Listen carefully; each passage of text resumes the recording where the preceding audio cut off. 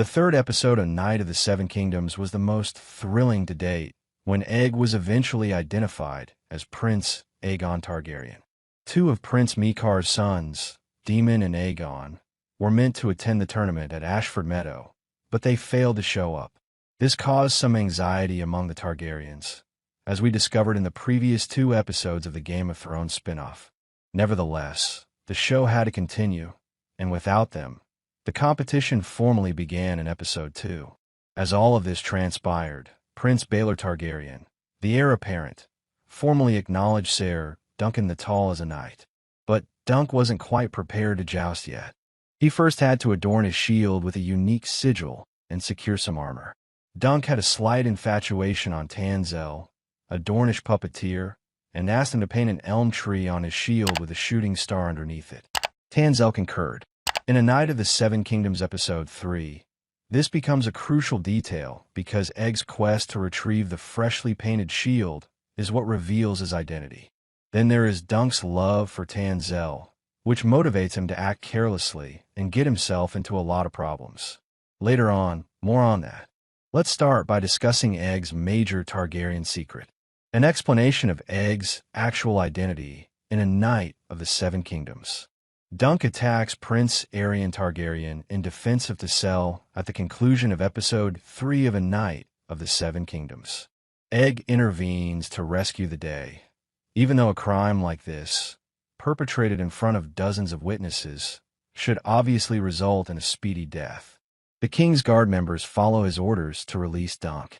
Everything is revealed when Aeg refers to Aerion as his brother.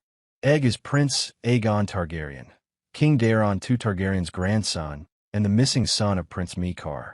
Aeg's connection to the Targaryens was hinted at in the first few episodes of A Night of the Seven Kingdoms. Aeg's accent and attitude are very different from Dunk's, thus it's pretty obvious that he's not as lowborn as he claims to be. Additionally, Aeg made every effort to evade detection by the Targaryen princes and seemed to have strong animosity for Aerion, and especially. We now understand why. Ser Robin Riesling meets Aeg. After discussing A Night of the Seven Kingdoms Episode 3's biggest bombshell, let's go back to the start of this episode. Aeg is committed to helping Dunk win and acting as a good squire. In order to practice his duty and train the steed, he takes Dunk's horse and lance. At that moment, Ser Robin Riesling approaches Aeg. Ser Riesling is as tough as they come. One of the flashbacks in A Night of the Seven Kingdoms explained how Riesling lost his eye, and it's quite graphic. Nevertheless, Aeg receives some kindness from this knight. Despite Riesling's brief on-screen appearances, A Night of the Seven Kingdoms Episode 3 makes it clear that this character will eventually have a bigger part in the narrative. The bond between Dunk and Aeg is still growing. In A Night of the Seven Kingdoms, Dunk and Aeg are seated together.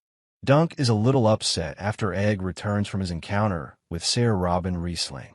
Despite Dunk's best efforts to be harsh with his squire during A Night of the Seven Kingdoms, he consistently yields to gentleness.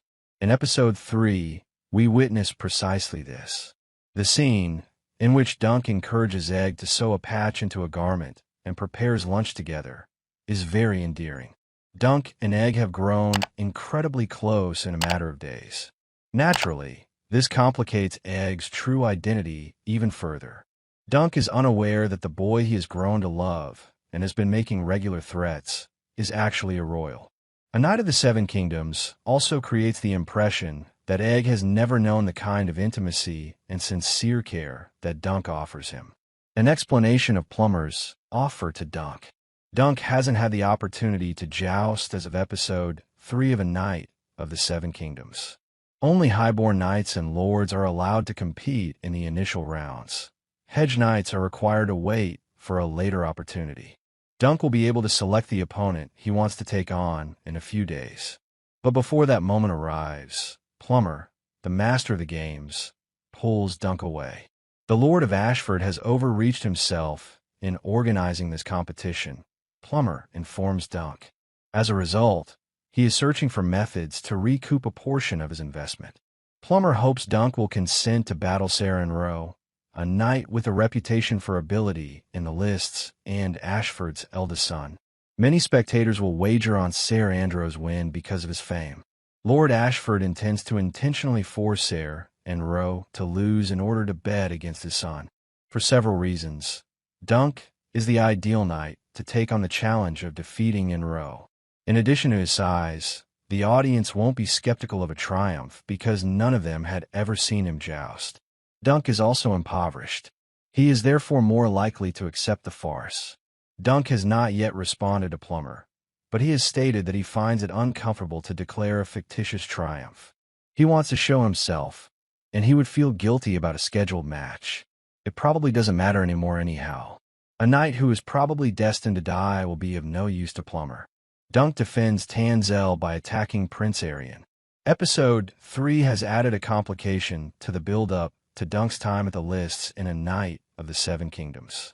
Even though Taselle Too Tall isn't too tall for Dunk, it's clear from the last 2 episodes that he has a thing for her. However, after witnessing Prince Aerion smash a young woman's fingers, he probably would have acted just as rashly even if he hadn't. Aerion was furious when a knight defeated a huge dragon in Tanselle's puppet show.